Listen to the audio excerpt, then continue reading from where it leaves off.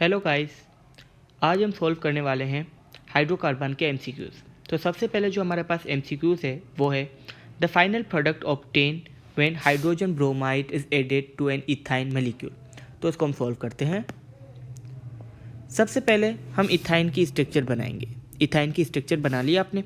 अब हम hydrogen bromide को उसमें ऐड करना है।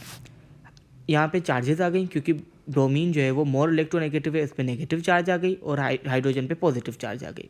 अब हाइड्रोजन जाएगा एक कार्बन के पास, ब्रोमीन जाएगा दूसरे कार्बन के पास। जो चीज़ हमें जो प्रोडक्ट मिला वो है ब्रोमो इथीन। लेकिन ये रिएक्शन यहाँ पे ख़त्म नहीं हुआ। ब्रोमो इथीन में हमने दोबारा हाइड्रोजन ब्रोमीन को ऐड करवाया, हाइड्रोजन ब्रोमाइड को। लेकिन अब जो हम ऐड करवा रहे हैं इसमें, ये अकॉर्डिंग टू मार्कोनिकोव रूल होगा। मार्कोनिकोव रूल क्या कहता है?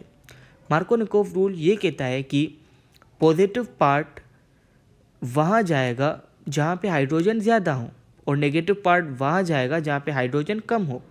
अगर हम इस कार्बन में देखें, इसमें एक हाइड्रोजन है तो इट मीन्स कि नेगेटिव पार्ट यहाँ जाएगा और हाइड्रोजन पॉजिटिव पार्ट वहाँ जाएगा जहाँ पहले से हाइड्रोजन ज़्यादा हो।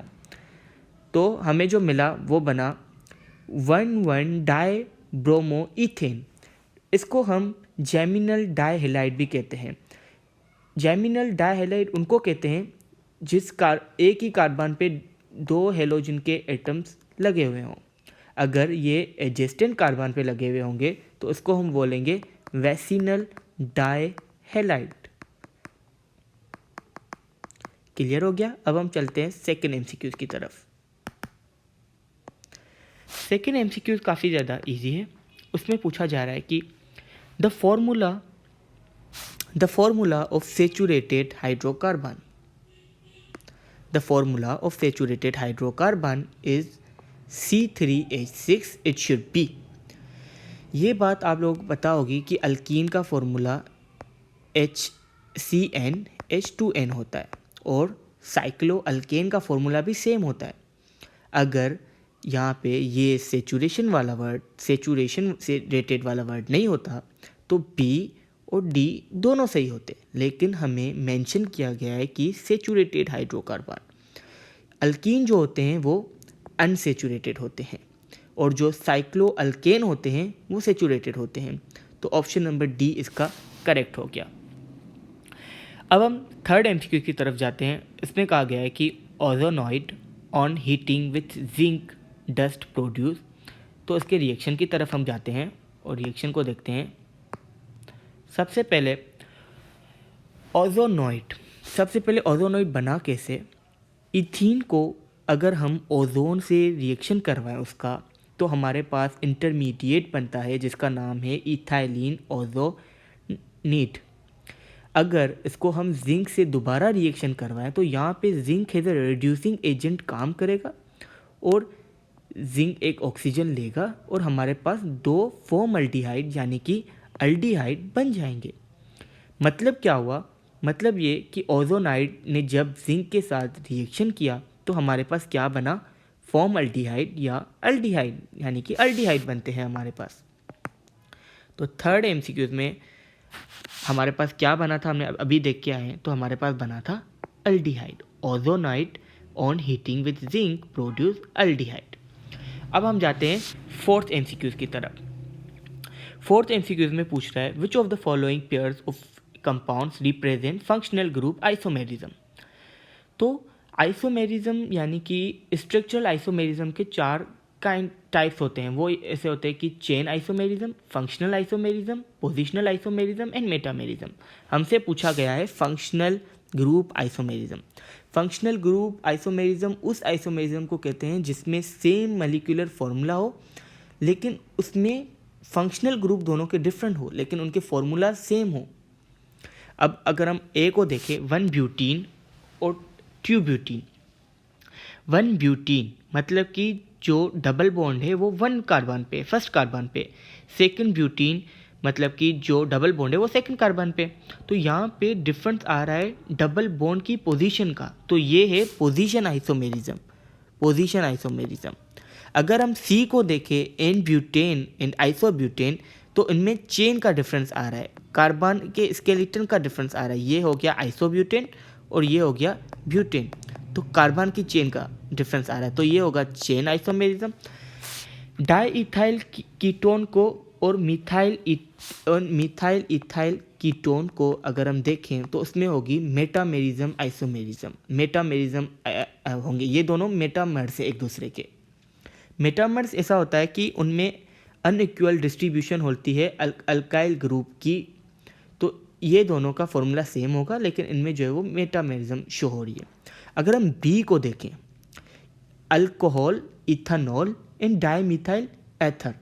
डाईमिथाइल ईथर और अल्कोहल जो है ये एक दूसरे के फंक्शनल ग्रुप आइसोमर्स हैं। इसी तरह अल्डिहाइड और कीटोन भी एक दूसरे के फंक्शनल ग्रुप आइसोमर्स हैं, और अल्कोहल और ईथर भी एक दूसरे के फंक्शनल ग्रुप आइसोमर्स हैं। अब हम MCQ 5 की तरफ आते हैं। इसमें पूछा जा रहा है कि इनमें से ऑप्शन में से कौन जो है वो एक्ट करेगा एज अ मेटा डायरेक्टर।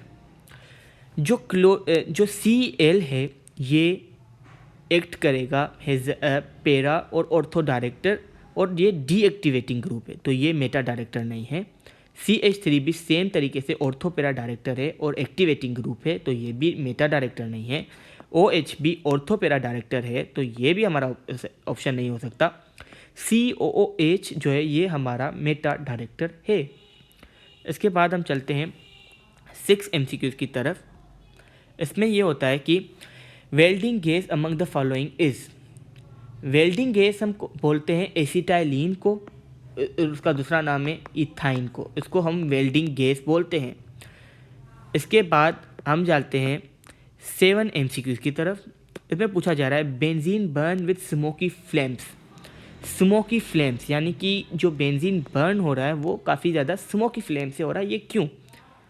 तो इसका ऑप्शन होगा बी, हाई कार्बन परसेंटेज। जो बेंजीन में कार्बन की पर्सन होती है वो काफ़ी ज़्यादा होती है, लाइक ये आप फॉर्मूला मैंने लिख लिया है, 78 इसका मॉलिक्यूलर वेट है, तो इस वजह से जो बेंजीन है वो बर्न करता है स्मोकी फ्लेम से। और हमारे पास अब आते हैं हम 8 की तरफ। Select the suitable chemical to distinguish between ethene and ethyne. Ethene and ethyne का हमें जो है वो सिलेक्ट करना है कि कौन सा इन चारों ऑप्शन में से इन दोनों को डिस्टिंग्विश करेगा। तो इसकी सॉल्यूशन की तरफ हम बढ़ते हैं।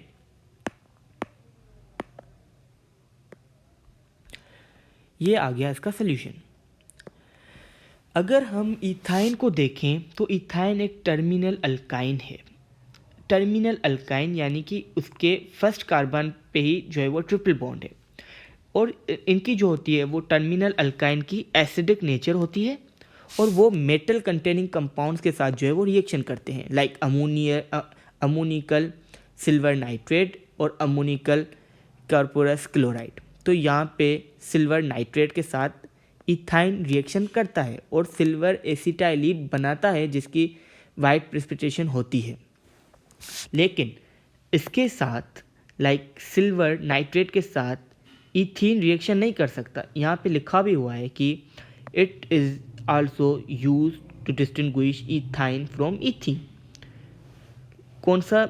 Ammoniacal silver nitrate. तो हम अपने ऑप्शन की तरफ जाते हैं और देखते हैं अमोनिकल सिल्वर नाइट्रेट जो है वो हमारा करेक्ट ऑप्शन हो गया। इसके बाद हम जाते हैं 9th MCQ की तरफ। यहाँ पे पूछा जा रहा है कि मेटा डायरेक्टिंग ग्रुप, जैसे कि मैंने OH पहले बताया कि ये ऑर्थोपेरा डायरेक्टर है, तो ये नहीं हो सकता। CH3 ऑर्थोपेरा डायरेक्टर है, NH2 भी ऑर्थोपेरा डायरेक्टर है, जो NO2 है वो मेटा डायरेक्टर है, तो हमारे पास NO2 इसका करेक्ट ऑप्शन हो जाएगा।